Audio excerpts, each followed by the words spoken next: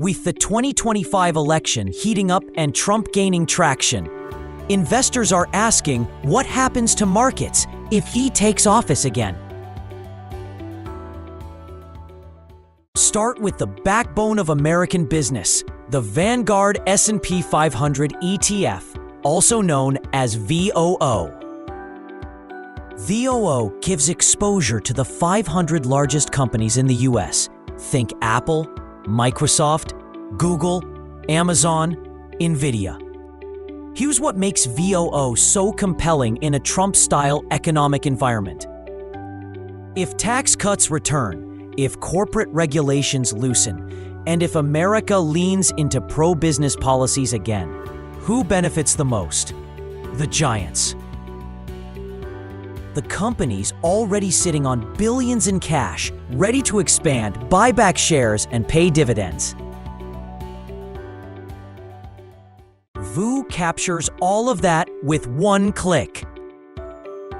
At around $567 per share, it might seem pricey, but most brokerages allow fractional shares now. That means anyone can get in.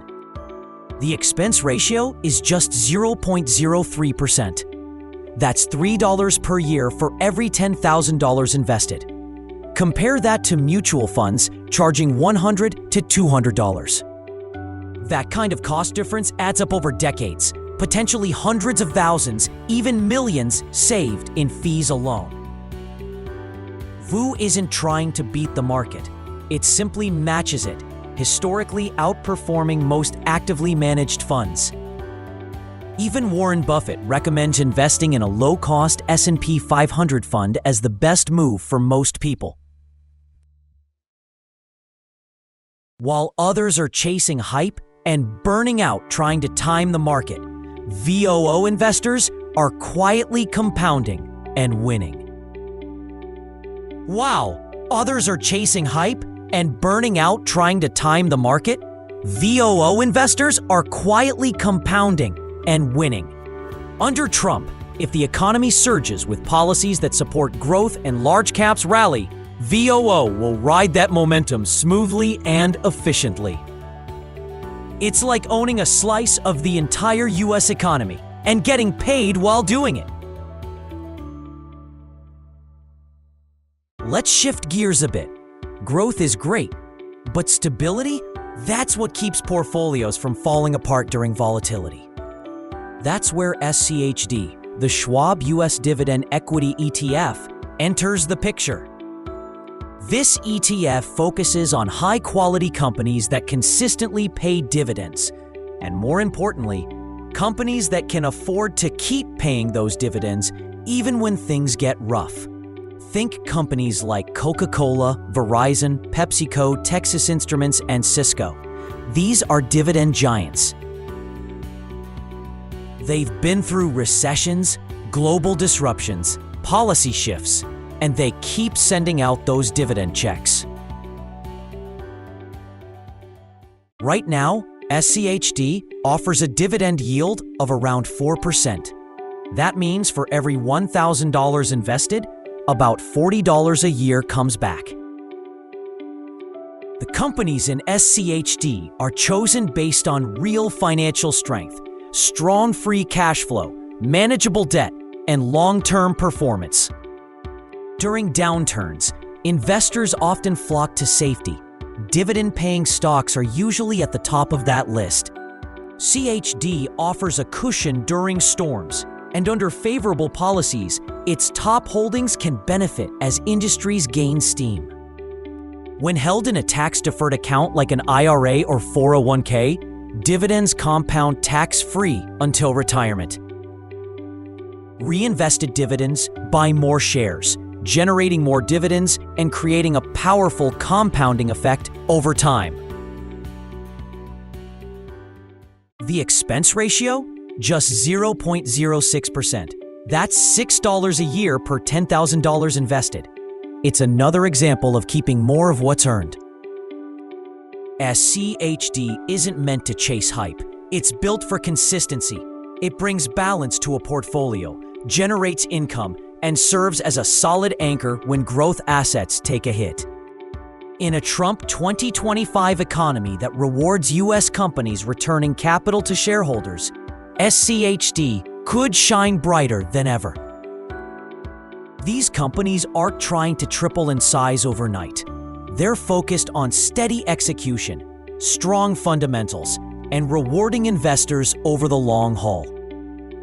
SCHD offers peace of mind, with more capital likely to flow into dividend strategies as baby boomers retire. Demand for funds like SCHD could continue rising. It's not the flashiest play in the portfolio, but it's the one that lets people sleep better at night, especially when the market turns noisy. Today, we're diving into Trump's big, beautiful bill of 2025 and how it has transformed a certain dividend ETF into a gold mine. You might be thinking, how does politics affect my investments? Stick around as we break it down step by step. In 2025, Trump's new legislation aimed to stimulate manufacturing, tech, and dividend-heavy industries. Why does this matter to a dividend ETF?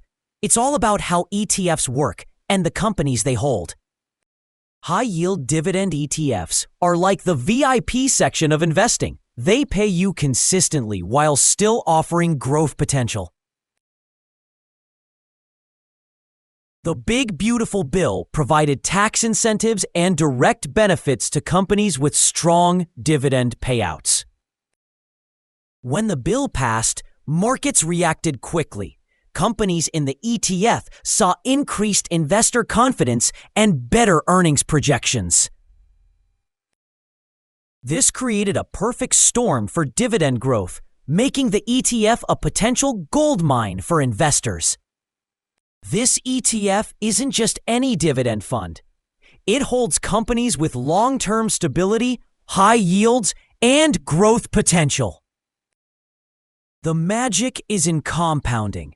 Reinvested dividends create serious wealth, especially with legislative support. Trump's bill matters because it offers tax breaks on corporate dividends and bonuses for consistent payouts.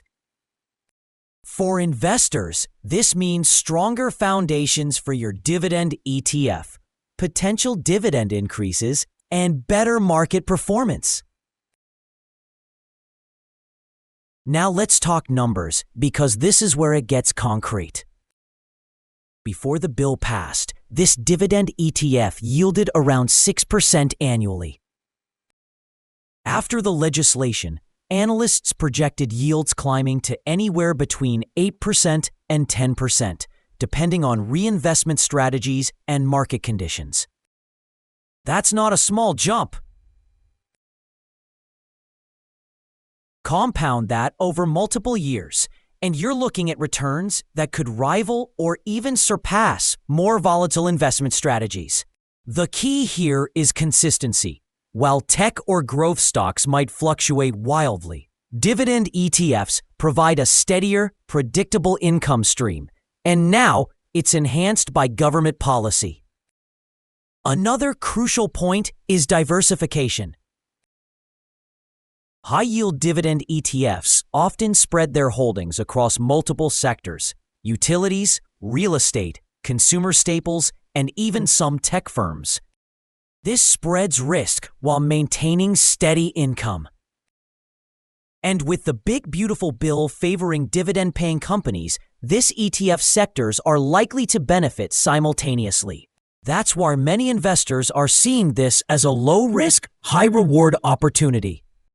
Let's zoom in on a few of the top holdings. You've got giants in energy, consumer goods, and banking, all of which pay above-average dividends. Energy companies benefit from tax credits and subsidies. Banks gain from regulatory clarity, and consumer goods firms see increased consumer spending from economic incentives. When these companies thrive, the ETF thrives. And here's the kicker. Dividends from these companies are often paid quarterly, giving investors a steady income stream while the ETF's value grows. You might be wondering, should I jump in now? Timing is critical. The initial surge occurred immediately after the bill's passage, but there's still room for growth. The first wave of gains often comes from market hype, but sustained growth depends on company performance, continued legislative support, and broader economic conditions. If these factors remain favorable, the ETF could continue to outperform traditional dividend funds. Now, let's talk about risk, because no investment is without it. Political changes, interest rate shifts, and global economic trends can all affect ETF performance. While Trump's bill provided a tailwind, investors should remain cautious. Diversification, reinvestment strategies, and monitoring market trends are crucial. A high-yield ETF can be a powerhouse, but it requires attention and patience. What's particularly interesting is how this ETF compares to traditional savings or fixed income options. Bank CDs or government bonds might offer safety, but their yields pale in comparison. With the dividend ETF benefiting from policy support, you're looking at a combination of stability and superior returns, a rare combination in today's market. For long-term investors, this is gold. Literally. Now let's talk about strategy. Many investors are using a reinvestment plan to maximize gains. By reinvesting dividends automatically, they're compounding wealth faster than just collecting cash payouts. Combined with the upward push from Trump's bill, this strategy has turned into a formidable wealth-building machine. Even conservative investors, who might have shied away from riskier assets, are finding this ETF appealing because of its combination of yield, policy backing, and diversification. Another aspect to consider is market psychology. When investors see policy-driven growth, confidence rises. This ETF's price movement isn't just about fundamentals, it's also about sentiment. When more people buy in, prices rise further, creating momentum. And because this ETF is already paying high dividends, early investors can enjoy both capital gains and passive income simultaneously. It's a double benefit that doesn't come around often. So what does this mean for you as an investor? First, it's a reminder that policy and legislation can have a direct impact on your portfolio. Staying informed is critical. Second, dividend ETFs offer a unique combination of stability, income, and growth, which is amplified when government policies favor them. Third, reinvesting those dividends and maintaining a long-term perspective can generate wealth that outpaces traditional strategies. And here's the thing about timing. While the ETF surged immediately after the bill, its long-term potential comes from sustained growth. Dividend-paying companies tend to be more resilient during economic downturns. Their cash flow allows them to continue payouts even in turbulent times. This resilience makes the ETF a defensive play with upside potential, a combination that savvy investors love. Let's break down the math in simple terms.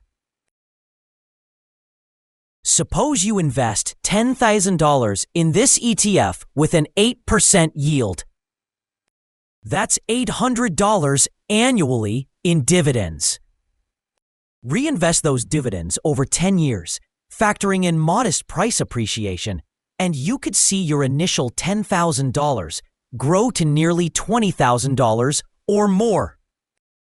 Now, imagine starting with a larger portfolio or adding to it regularly. The compound. Receiving regular dividends creates a sense of accomplishment and security. You're literally getting paid to hold an ETF. When dividends rise, consumers and investors benefit. Companies reinvest profits and markets gain confidence, promoting a thriving ecosystem. Trump's Big Beautiful Bill of 2025 reshaped the dividend landscape. The ETF we're watching exemplifies wealth creation through legislation. Keep an eye on policy developments, monitor ETF performance, and consider your reinvestment strategy. Don't ignore market signals. The sectors included in this fund, utilities, energy, financials, directly benefited from policy moves, spreading risk across the portfolio. Reinvesting dividends buys you more shares, leading to astonishing compounding growth over time, especially with legislative support. Market psychology plays a key role in momentum. The positive sentiment around the Big Beautiful Bill boosted dividend companies. Dividend ETFs are more resilient during downturns. They pay dividends even amidst stock price fluctuations, offering a buffer for investors. High-yield ETFs often have pricing power, allowing them to pass cost increases to consumers, acting as a hedge against inflation.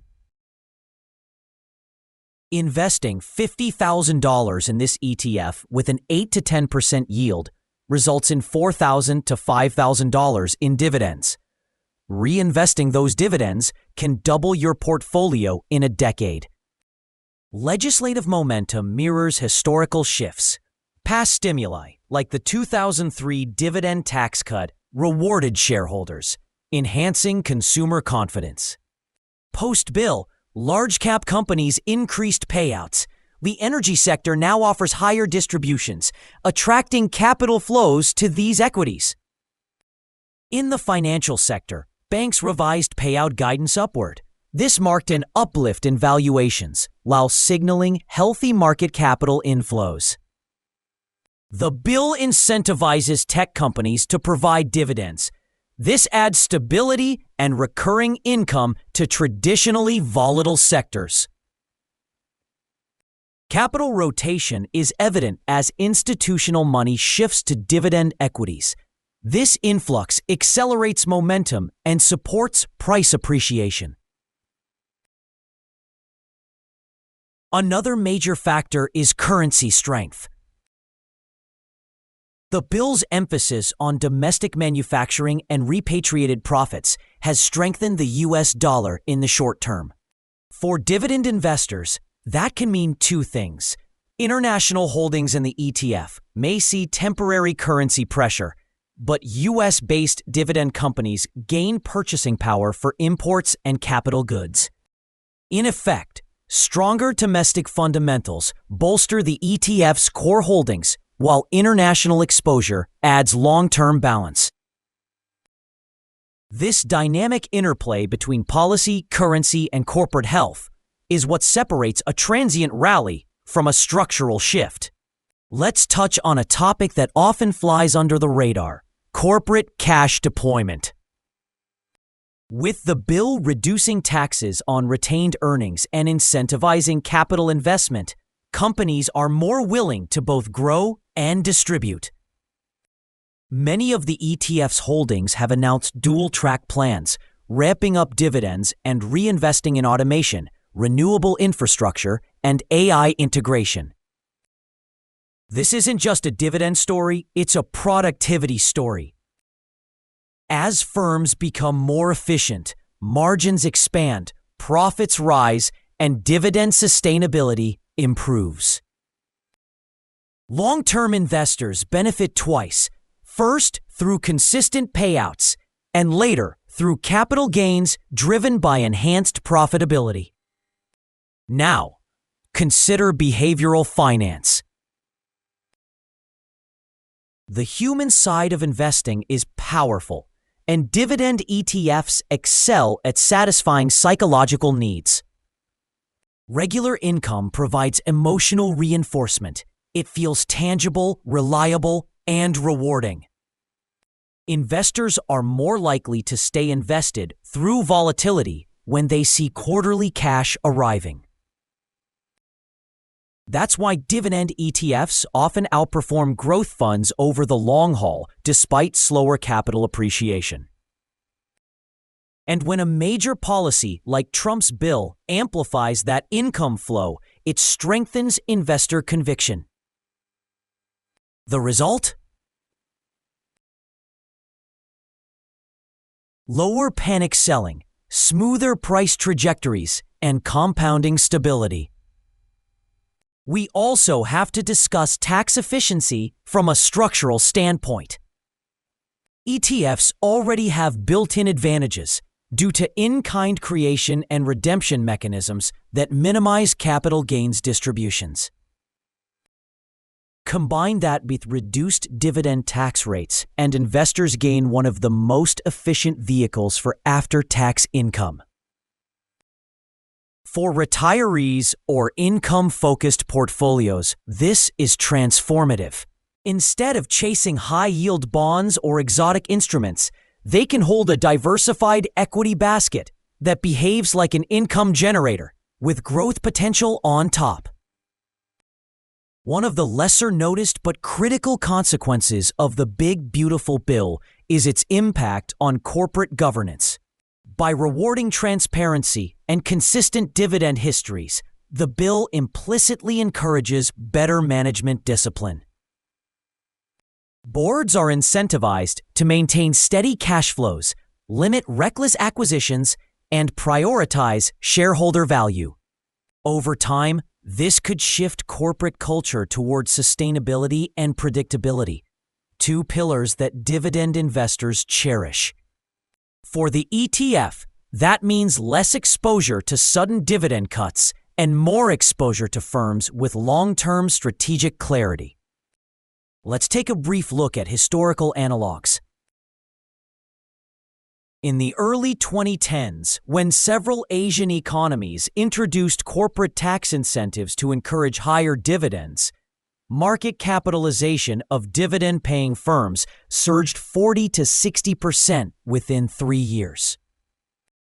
The U.S. now appears to be in a similar phase, except on a much larger scale. Analysts already forecast that total S&P 500 dividend payouts could hit record highs within the next 2 fiscal cycles if the current legislation holds. For our ETF, that's effectively a rising tide lifting every ship in its portfolio. As American dividend ETFs attract capital, other nations may respond with competitive tax reforms to retain investment inflows.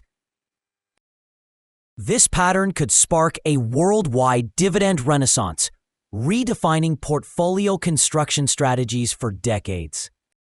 If fiscal deficits widen due to tax cuts, long-term interest rates could pressure equity valuations. Position sizing, sector balance, and periodic reevaluation are essential to protect gains amidst these shifts. As capital shifts from growth to income-producing assets, the Big Beautiful Bill could accelerate this transition. Investors prefer consistent income streams.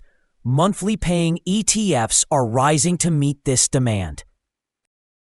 When dividend income rises, consumer sentiment tends to follow, boosting demand and sustaining corporate profits. Thanks for watching. Stay informed, patient, and strategic to turn opportunities into real wealth. President Trump's new tariffs are about to hit your wallet so hard that your next iPhone, your kid's Halloween candy, and even a basic car seat could suddenly feel like luxury items. Because when you slap 145% tariffs on Chinese goods and a 10% tax on almost everything else we import, prices don't just go up a little, they explode. I'm Brian. I've worked in fintech and banking for decades. I've got a finance degree and an MBA. And in this video, the goal is simple. Translate all the jargon, all the tariff numbers, all the Federal Reserve research into one thing. what this actually means for your budget in the next 6 to 12 months. You're going to see how we get from 145% tariff on China on a news headline to your family pays roughly $4,400 more per year in real life. And by the end, you'll be able to decide whether this is smart economic strategy or a very expensive experiment that you're funding out of your own pocket. So let's start with what just happened, because the headline number, 145%, sounds fake. During the campaign, Trump talked about a 60% tariff on Chinese imports and a 10% universal tariff on the rest of the world. That alone had economists warning about a serious inflation spike. In office, that 60% idea effectively escalated into a combined tariff burden on China that reaches around 145% on many categories once you stack the base tariffs, additional rounds, and targeted measures on top of each other. On top of that, there's still a 10% tariff that broadly hits almost all imports from other countries. Then you've got the add-ons. There's a 25% tariff on things like autos, steel and aluminum, and additional measures that affect goods from Mexico and Canada, unless they qualify under trade agreements. When you blend all of this together, the China tariffs, the global 10% layer, and the sector-specific tariffs, the effective average tariff rate on U.S. imports rises into the mid-20% range, roughly the highest level the U.S. has seen since the early 1900s. That's not a minor tweak in trade policy. That's a structural shift in how expensive foreign goods are allowed to be. Now here's the brutal part. Tariffs don't stay at the border. They sneak into everything you buy. Most of what you use daily, even things with "Made in USA" on the label, include imported parts. Even if the final assembly is American, the components often come from China, Mexico, Canada, or Asia. When those parts get hit with tariffs, the cost rises for manufacturers, then wholesalers, then retailers, and everyone along the chain adds their markup on top of that. So a 25% or 60% or 145% tariff at the border can translate into a surprisingly big jump in the final price you see on the shelf. Let's make this painfully real with some examples. Start with smartphones. Around 80% of smartphones sold in the US rely heavily on Chinese manufacturing or components. When those inputs get hit with extreme tariffs, you don't just get a $30 bump at the Apple Store. Under aggressive tariff scenarios and full pass-through, the effective price of a high-end flagship phone can jump by hundreds of dollars. Think an extra several $100s slapped on top of a device that was already expensive. That's the kind of increase that turns an upgrade from annoying but doable into, I'm going to ride this old phone another 2 years.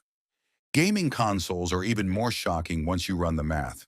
When you take a device that is heavily imported or assembled abroad and layer high tariffs on key components, the cost structure changes dramatically. A console that retails for a few $100s can, under extreme conditions, behave like it wants to be a $1,000 device by the time tariffs, import costs, and retailer margins are fully baked in.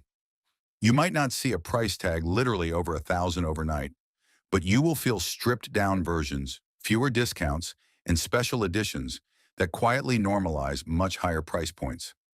This doesn't stop with fancy electronics. Take something as boring and essential as a child car seat.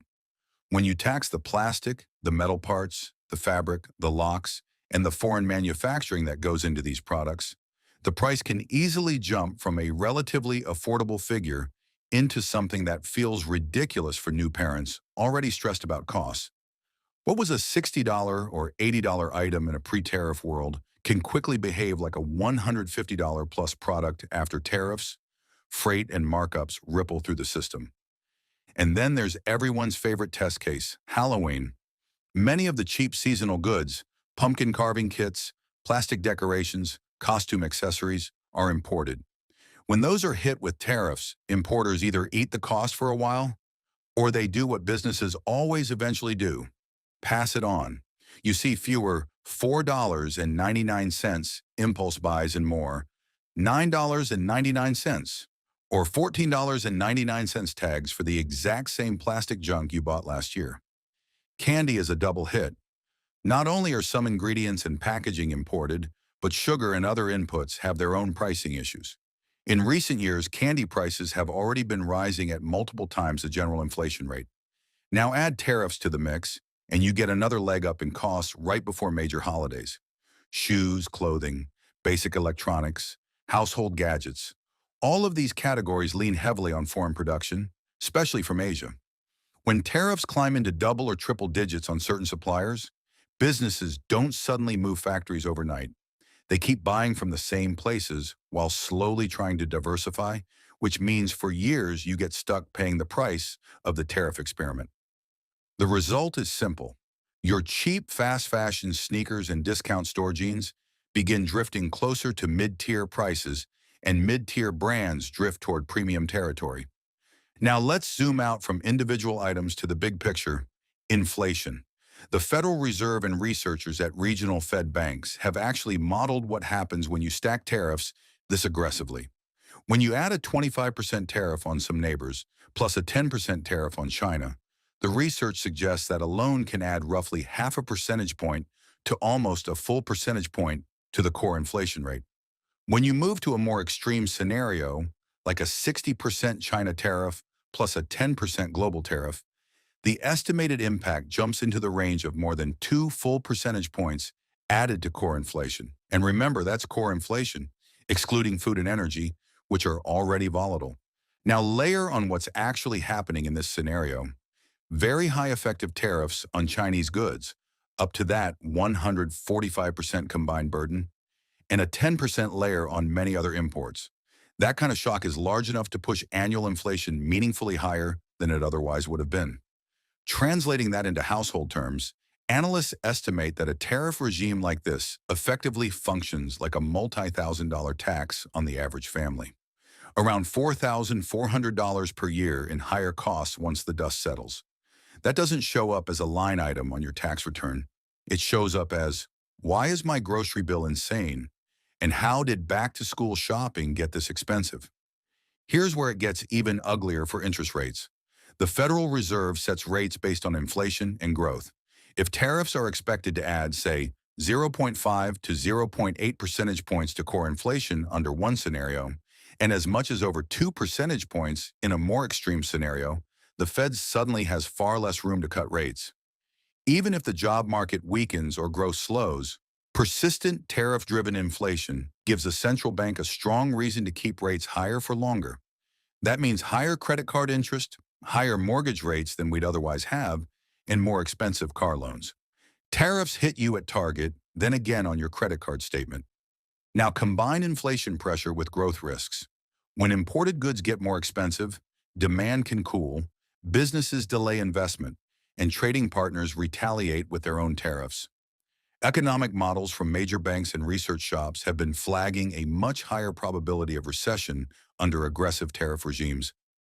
Numbers in the ballpark of a 60% chance of recession under certain scenarios. That doesn't guarantee a downturn, but it tells you this is not just noise.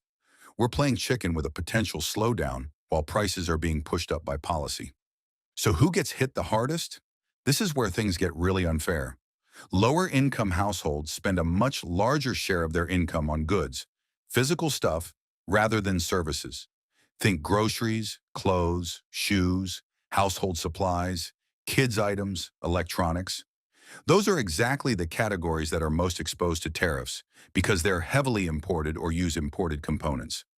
Wealthier households spend more on services, travel, tuition, healthcare, dining out, so they feel the pain, but as a smaller share of their total budget. That's why economists say tariffs behave like a regressive tax. On paper, we're hitting foreign companies. In reality, the policy leans hardest on families who have the least flexibility. When Walmart, Target, and Amazon face higher costs on the goods they import, they can only eat that cost for so long before raising prices. Some brands might shrink package sizes, cut quality, or reduce promotions, but eventually it all circles back to the consumer paying more for less. Small businesses have it even worse. They don't have the scale to negotiate better deals or absorb cost spikes, so they either raise prices or go under. And this is just the domestic side.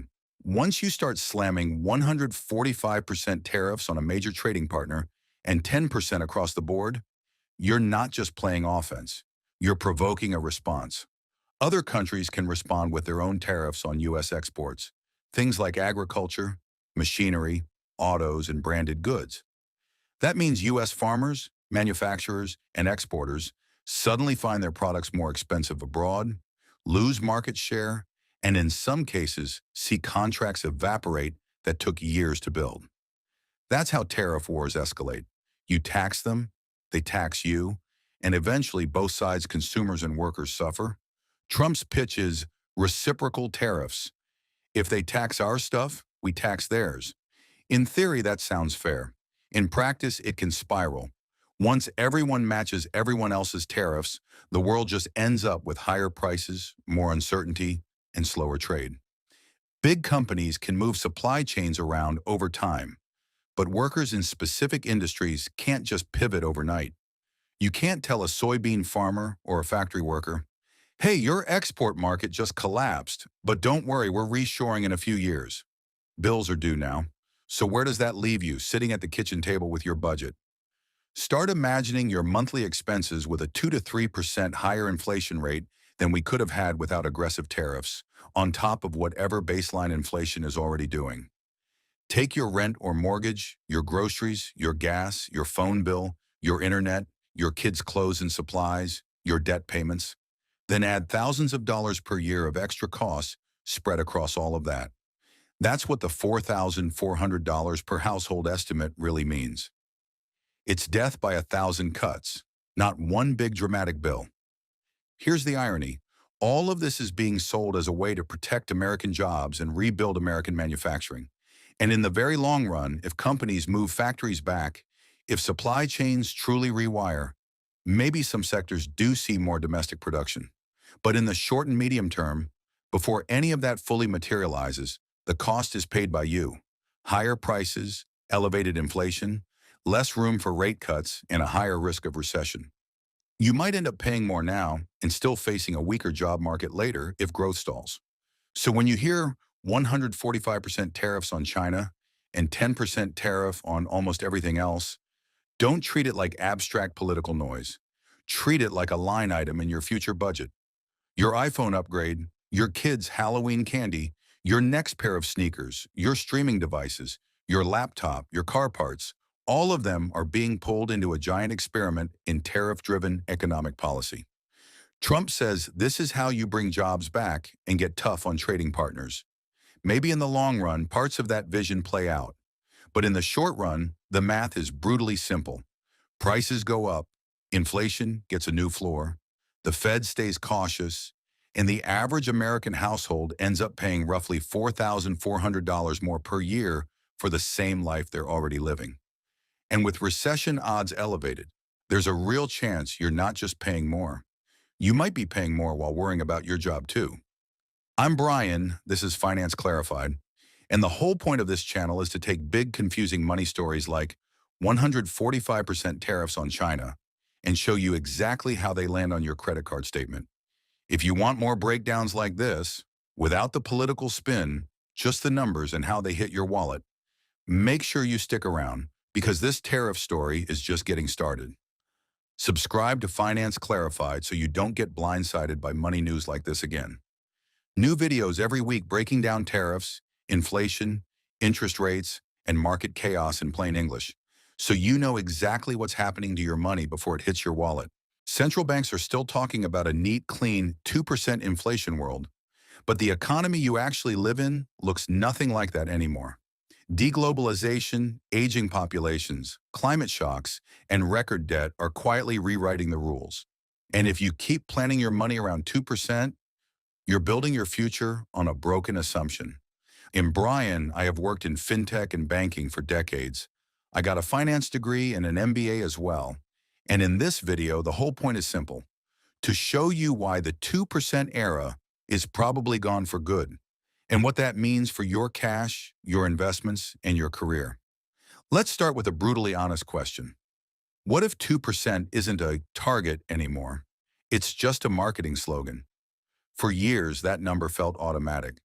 You had a globalized world, cheap labor, deep supply chains, low interest rates, and more or less manageable government debt. Central banks look like magicians because the backdrop was doing half the work for them. That backdrop is gone. The forces driving prices now are structural, not cyclical. Higher inflation isn't just a spike. It's becoming the new floor. The first structural force is deglobalization, and this one hits you straight through the checkout line. For decades, companies could chase the absolute cheapest place on earth to make your phone, your clothes, your electronics. That made everywhere model push prices down and made 2% inflation easier to hit. Now that engine is running in reverse.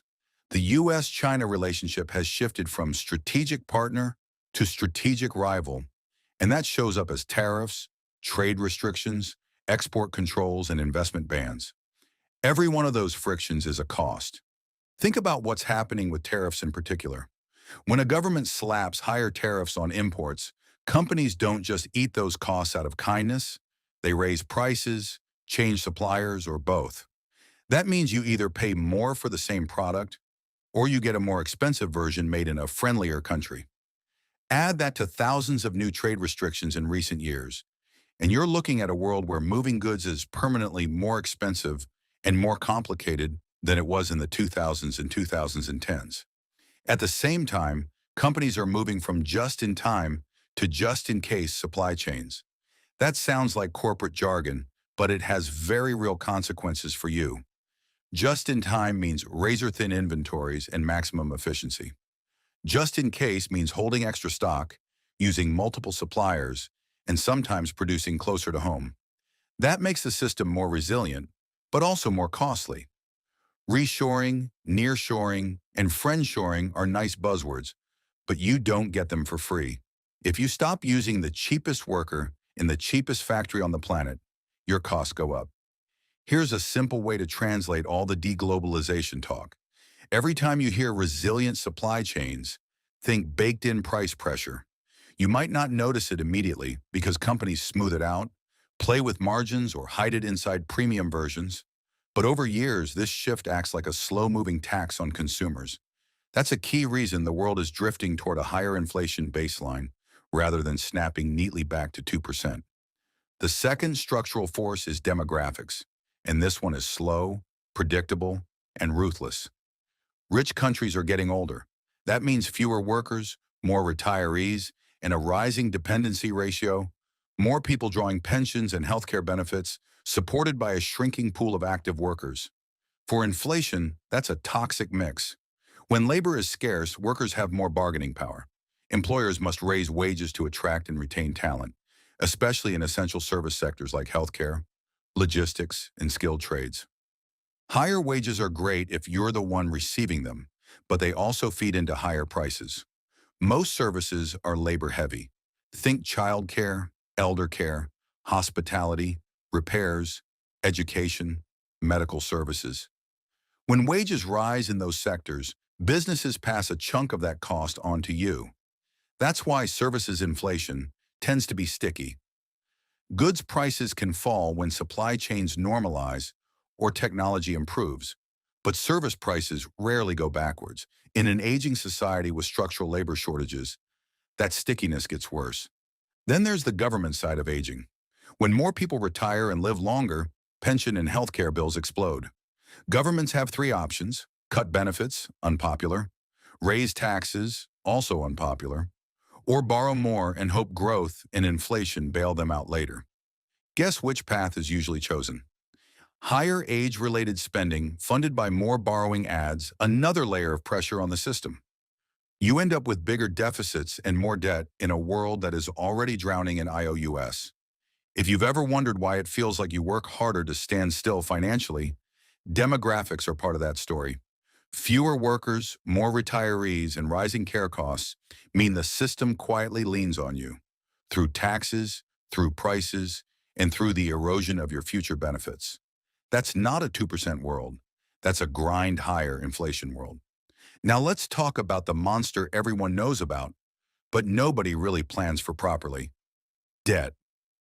Global debt, governments, households, corporations combined, is now more than double global GDP. That was survivable when interest rates were near zero.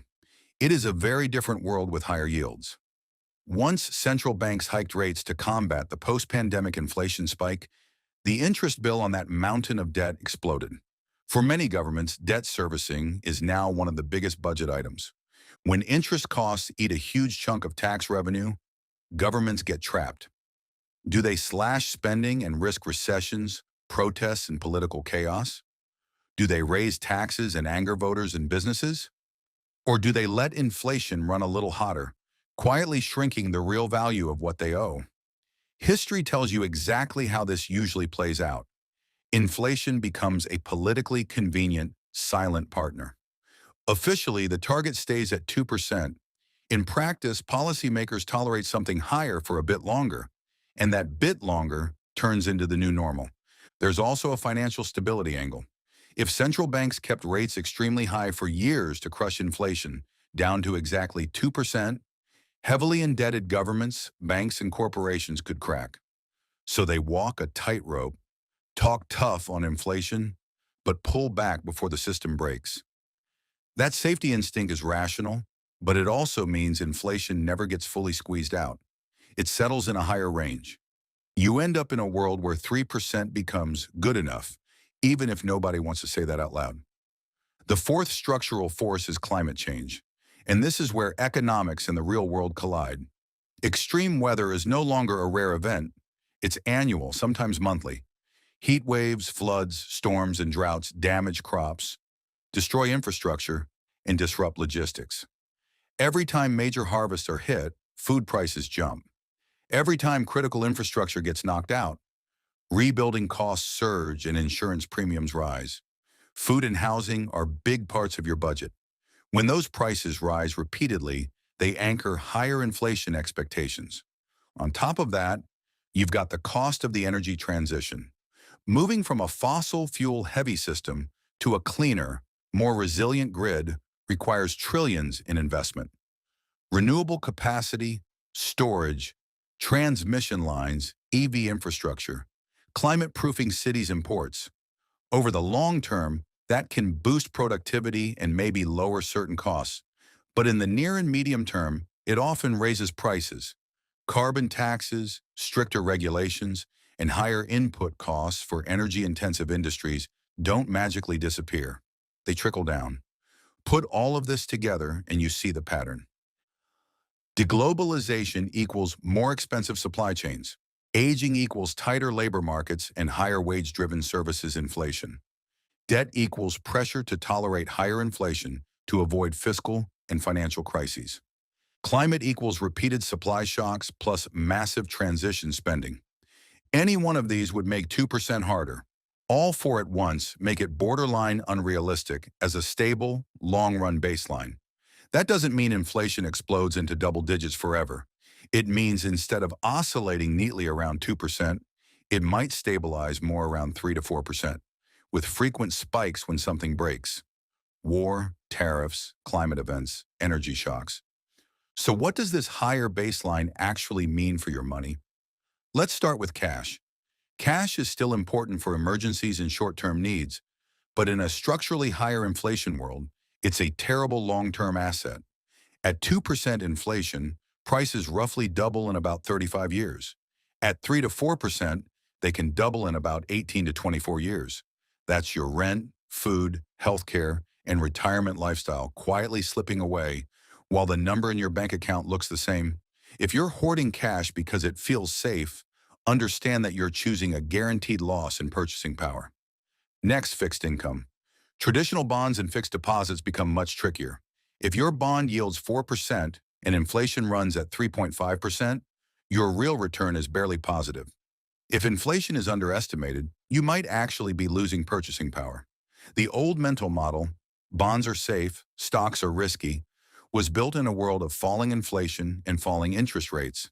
In a higher inflation, more volatile world, safe instruments can quietly destroy your real wealth if you don't pay attention to the inflation-adjusted return.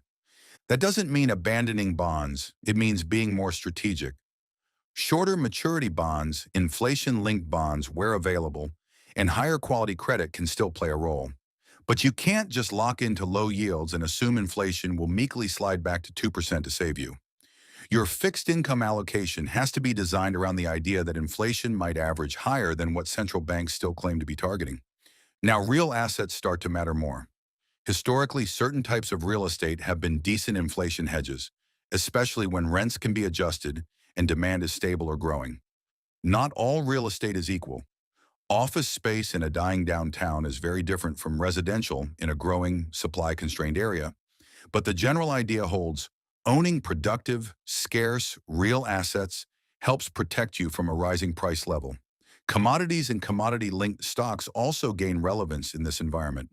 Energy, metals, agriculture, all are directly tied to inflation dynamics and to the big transitions in trade and climate policy. Another piece people underestimate is equity in high-quality, cash-generating businesses with pricing power. Companies that can raise prices without losing customers and maintain healthy margins can pass inflation onto the market instead of absorbing it. Owning slices of those companies through stocks or ETFs can be a powerful way to keep your portfolio anchored to the real economy rather than to nominal promises. In a world that's more inflation-prone, owning productive assets beats owning IOUs.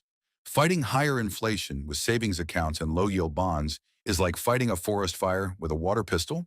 You might slow things down a bit, but you're not winning that battle. You need tools, assets that can grow faster than the fire spreads. There's also your income side, and this is where most people fall asleep. In a structurally higher inflation world, your salary growth is just as important as your portfolio. If your wages grow slower than inflation, it doesn't matter how clever your asset allocation is. You are losing ground. That means you have to treat skill building, career moves, and negotiation as core parts of your inflation strategy. Choosing industries with structural tailwinds, roles with bargaining power, and employers that actually keep up with the cost of living becomes a form of financial self-defense. Think about wage negotiations differently. In a low-inflation world, missing a raise by 1% one year didn't kill you. In a 3 to 4% world, repeatedly accepting cost of living increases that lag reality compounds into a massive lifetime shortfall. If prices are rising faster, you need your skills, your output, and your bargaining skills to rise faster too. You can't control macro policy, but you can control your human capital. Your saving strategy also needs a complete recalibration. If you're using a retirement calculator that assumes 2% inflation, update it. Plug in 3 to 4% and see what happens to your number. Spoiler: the target jumps, sometimes dramatically. That might feel discouraging at first, but it's much better to confront reality now than find out at age 65 that your nest egg buys 30 to 40% less lifestyle than you expected. Instead of aiming for the smallest possible enough, you need to build in inflation resilience. And remember, this isn't about panicking. It's about adjusting. Higher baseline inflation doesn't mean you can't build wealth. It means you have to be more intentional. Less lazy cash beyond your emergency fund. Smarter, inflation-aware, fixed income choices. More exposure to real assets and businesses with pricing power. A deliberate plan to grow your income faster than prices. Financial models and retirement plans that assume a higher, more volatile inflation path. The 2% inflation target belonged to a very specific world: hyperglobalization, abundant cheap labor, relatively low debt burdens, and a climate that hadn't yet turned into a full-blown economic risk factor. That world is gone. In its place is a more fragmented, older, hotter, more indebted global system where 2% isn't impossible for short stretches, but it's no longer a reliable anchor. Central banks can still influence inflation, but they can't fully override these structural forces. If you keep planning your financial life around yesterday's inflation regime, you're setting yourself up to be quietly, slowly robbed by the new one. The people who come out ahead in this era will be the ones who recognize that higher inflation isn't a temporary glitch. It's a new baseline to design around. Build a plan that assumes more inflation than you'd like, aim for real returns above that hurdle, and treat your skills and income as core inflation hedges, not an afterthought. On this channel, the whole mission is to help you see around corners like this, so you don't wake up 10 or 20 years from now wondering where your purchasing power went. If you're still planning your life, assuming inflation magically returns to 2% and stays there, it's time to update your playbook because the world that made that number easy is over and your money needs to adapt.